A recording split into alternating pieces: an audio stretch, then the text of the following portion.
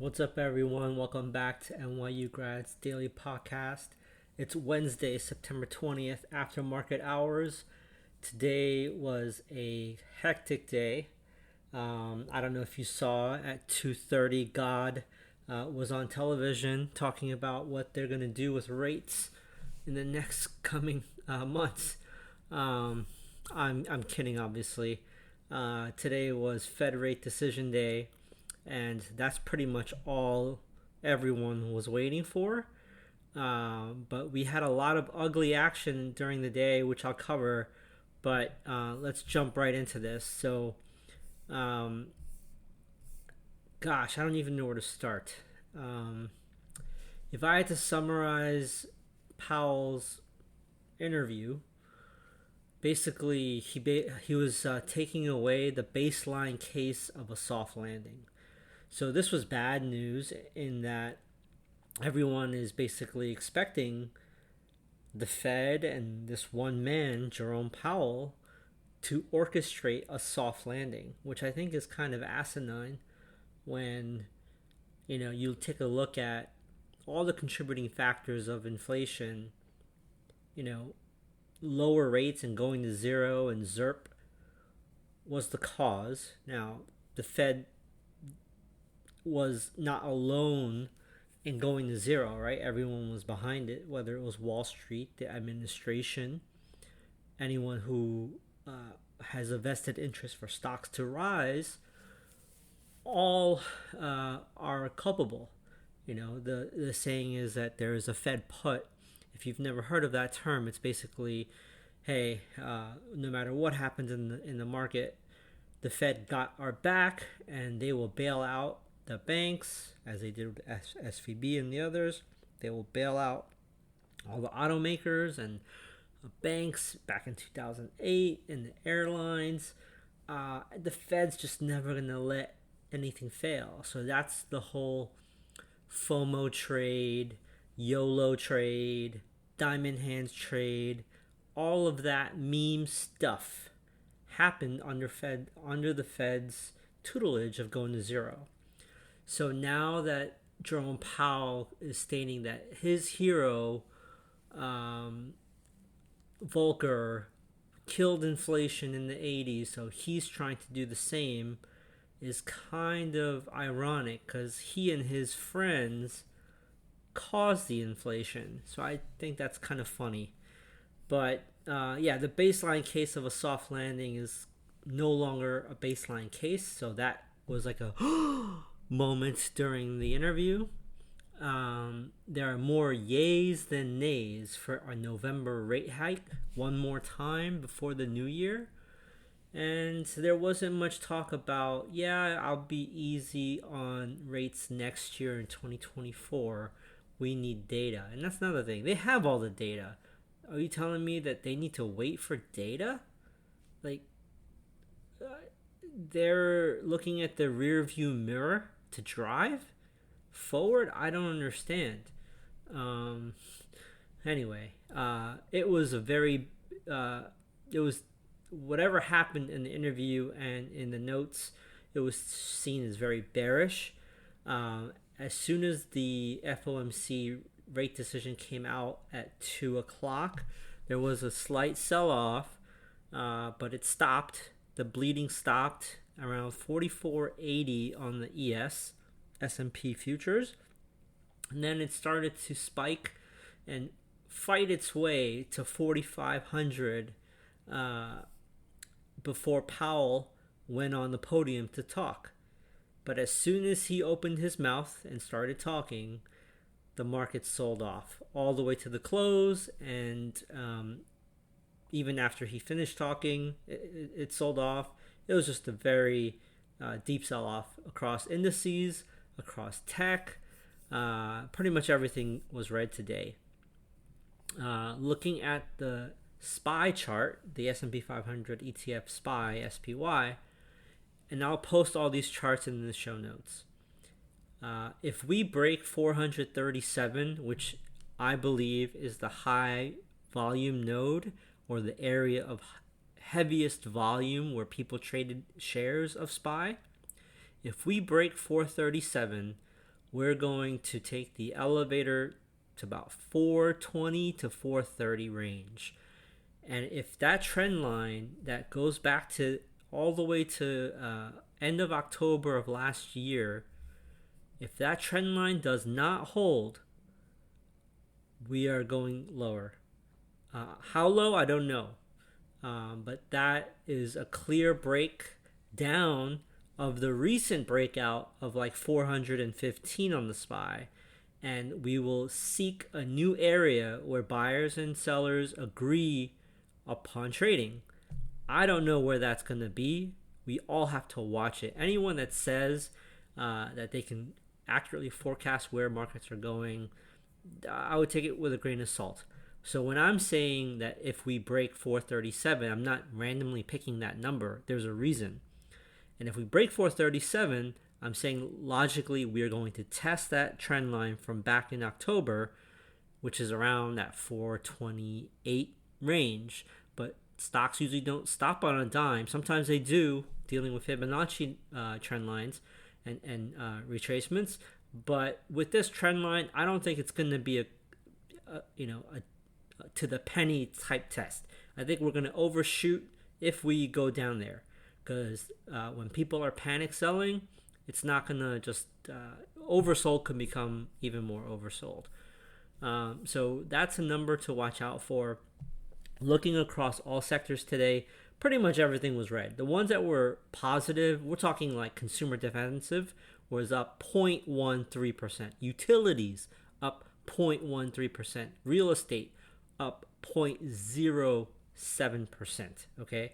But when you take a look at the losers, the heaviest losers, you have communication services down 2%, technology down 1.58%, consumer cyclical down 1.1%. If you look at SMH, it looks very, very sick. And SMH is the semiconductor index. NVIDIA, AMD, and all of those live in it. It is about to break this range here. If SMH breaks below 143 on Thursday, we're going to probably go to 120 to 128. I'll post all of these charts, right? Because right now the 200-day moving average on SMH is 132. We will definitely reach 132 if 143 breaks. And semiconductors are all the chip makers that put all the chip in our phones, cars, TVs, etc. They led the way on the way up. They will also lead the way on the way down, because all the money is there. So this is very concerning if you're a bull. You have to watch semiconductors right now. When you look at the dollar, looks bullish. We're about to have a bullish cross today. When you look at the 10-year, it looks bullish. It looks like we're going higher. When you take a look at the VIX, it's basing. It looks like it's been basing since May. This little range here of like 12.6 to 16.5. We're building energy here. If we break out above, I would say, the 16 area and then 17 on the VIX, we're gonna fly. Looking at recent IPOs, another swindle is happening right now. You had ARM that came out, basically lost all of its IPO pop, and it's revisiting the IPO offering price near 51. CART was trotted onto the market this week. They are losing all of their IPO pop. Klaviyo came out public today. They also are losing all of their IPO pop. So this is not good for IPOs. It's not good for risk assets or just risk on impulse. Looking at home builders, it looks just like the semiconductors. The home builders for the ITB ETF closed down almost 1% today at $81.10. The 200-day moving average looks almost guaranteed below. I think we'll easily go and test the 200-day moving average at $74.54 on ITB. Looking at JP Morgan, we have been living under the 50-day comfortably since late July. And if JP Morgan can't find buyers, we are going south to test the 200-day roughly at 139. The EV maker NIO had a crappy day yesterday on Tuesday, and they are down. They're up today 3%, but that doesn't negate. They were down like 17% yesterday on Tuesday session. Rivian, same thing. They were down on Tuesday, and they're down again today, 1.5%. TLT, which are bonds, it looks like we are going to test the near-term low of 92.23. If that breaks, I don't know how low we go, but again, buyers and sellers will have to create a new range where they agree. Now I'm moving to the Magnificent Seven. Apple under the 50-day, under the 200-day. This is not a good sign. Apple looks like it's in trouble here. If we go below 170, look out. Amazon, it was down 1.7% today, and it literally closed on the 50-day moving average. If this breaks down, we will visit the 200-day. If buyers come in earlier, maybe we'll only go to like the 100-day moving average or something that's lesser of a cut. But it looks to me like the 200-day is possible. Google still above its 50-day moving average, but a very big red candle today, down 3.14% on the day. Meta, which is Facebook, we have been hugging the 50-day moving average since late July. So let's watch what happens with Meta. Microsoft, we've lost the 50-day, but we are now approaching the 200-day at 272. I'm sorry, at 318. If that breaks, we can easily go down to $280. So these are critical junctures here for all these stocks. Nvidia has been sick since that IPO pop. I mean, not the IPO, the earnings pop, record earnings. I've never even seen earnings that were blowout like that. But it has sold off since, and we lost the 50-day. It is halfway to the 200-day moving average, which sits right now at $380. So we closed at 422.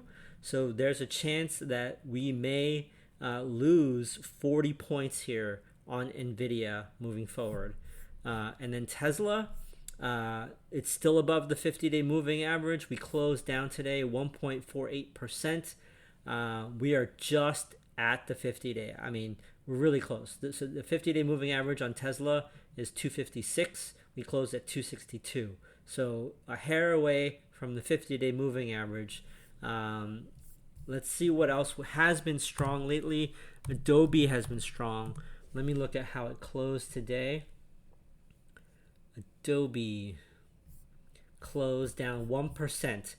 That too is just flirting with the 50-day moving average. If we lose that, I think this also can easily take the elevator down to the 200-day moving average, which is at 455 right now. So that's like a quick summary of the action under the hood today. I have a look.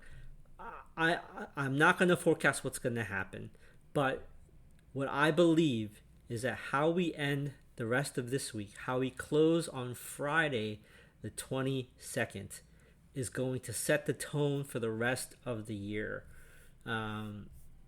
It just seems like we're going to have higher yields for longer, and Jerome Powell and the Fed are not going to be accommodative.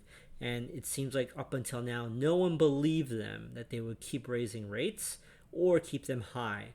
So let's see what happens on Thursday and Friday. But that's going to be a wrap for the Wednesday session. I'll see you guys soon, and please like or repost this on Substack, and please subscribe on Substack as well. Have a great one.